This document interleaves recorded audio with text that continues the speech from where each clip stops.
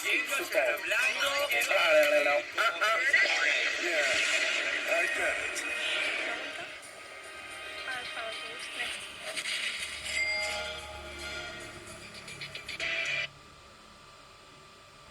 ¿Pero qué ha pasado? Ha sido darse la vuelta y decirle next, pero bueno, ¿pero qué tiene en la espalda este hombre? ¿Qué tiene?